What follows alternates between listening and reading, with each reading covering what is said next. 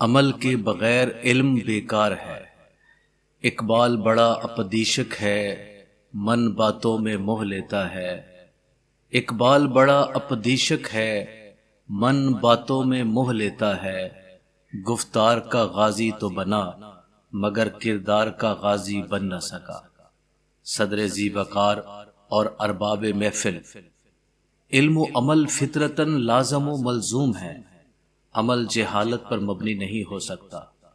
بے علم عمل پاگل پن ہے، دیوانگی ہے۔ علم ہو اور عمل نہ ہو، معرفت ہو اور آگہی نہ ہو، جرأت و ہمت ہو اور حوصلہ نہ ہو، تو پھر جناب مکرم ایسے کردار پر یقین نہیں آتا۔ اتنا اندھیرا، اتنی تاریکی، یا تو علم نہیں، یا صاحب علم کا اہل ہی نہیں۔ جوہر تو جوہر ہوتا ہے۔ ایک طرف سونے کا تاج کسی شہنشاہ کے رخ انور کو زیب و زینت دے رہا ہو، اور دوسری طرف کسی گدھے کے گلے کا ہار بھی ہو، تو یہ ممکن سی بات ہو سکتی ہے۔ البتہ ظرف بدل جانے سے اس کی قدر و منزلت میں فرق ضرور پڑ جاتا ہے۔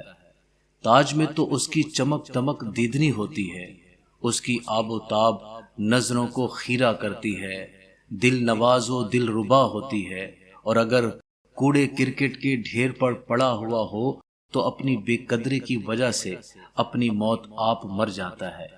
علم بھی ایک جوہر ہے، کسی اہل کے پاس ہو تو علم اپنی آب و تاب دکھاتا ہے۔ صاحب علم کے رنگ میں، ڈھنگ میں، چال میں، ڈھال میں ایک وقار، ایک اعتماد اور ایک سنجیدگی پیدا کرتا ہے۔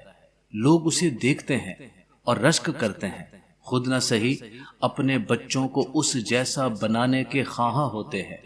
محفلوں میں تذکرے، مساجد میں سجدے، کلیساؤں میں گھنٹیاں، سڑکوں پر نظم و ضبط، عمارتوں میں رفتیں، رفتوں میں عظمتیں، اور خاموش خلاؤں میں ہلچل۔ یہ سب کیا کچھ ہے، کیوں ہے اور کیسے ہے؟ یہ سب کچھ ایک صاحب علم کے عمل کا پرتو ہی تو ہے، اس کی سیرت ہے، اس کا کردار ہے، اس کے علم کی ضیاء بیزیاں ہیں، رنگینیاں ہیں۔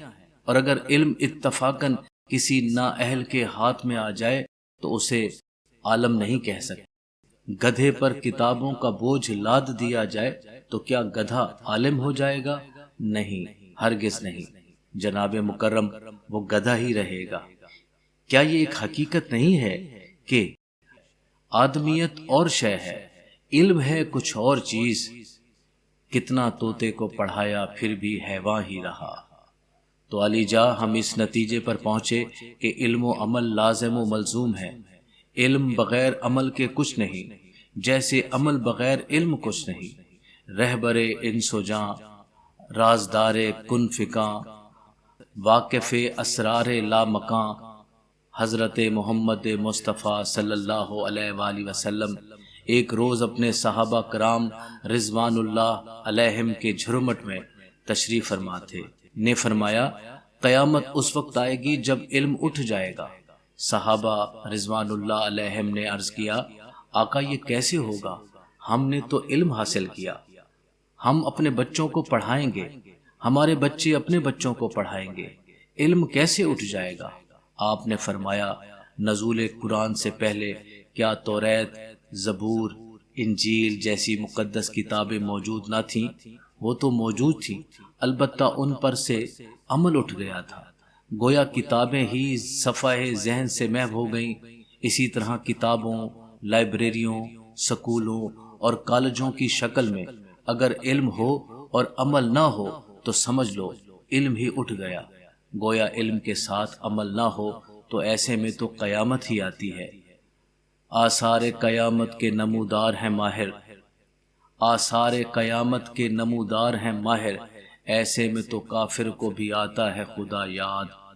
حضرات باتمکین، گلاب کا پودا اگر پھول نہیں دیتا تو کانٹے دار جھاڑی ہے، گلاب نہیں ہے۔ بس اور گاڑی اگر سواری کے قابل نہیں تو بیکار چھکڑا ہے۔ اسی طرح اگر علم کے ساتھ عمل نہیں تو بیکار ہے، گدھا ہے، حیوان ہے۔ اے زیب کرسی صدارت، آخر میں اپنے مستقبل کے ارادوں کو پایہ تکمیل تک پہنچانے کے لیے آپ سے تعاون کی بھیک مانگتا ہوں۔ آئیے کتابوں کا بوجھ اٹھانے والے گدھوں کو اس بوجھ سے نجات دلا دیں۔ آئیے یہ ہیرا گدھے کے ہار سے نوچ لیں اور مستقبل کے کسی شہنشاہ کے تاج میں سجا دیں۔ آئیے ان کانٹے دار جھاڑیوں کو اکھاڑ پھینکیں اور گلاب کے نئے پودے لگائیں تاکہ پھول کھلیں اور ارباب ذوق کے مشام جاں معطر ہو۔ میری قوم کو، میرے ملک کو بے عمل عالموں کی کانٹے دار جھاڑیوں کی ضرورت نہیں ہے۔ عمل سے زندگی بنتی ہے جنت بھی جہنم بھی، عمل سے زندگی بنتی ہے جنت بھی جہنم بھی، یہ خاکی اپنی فطرت میں نہ نوری ہے نہ ناری۔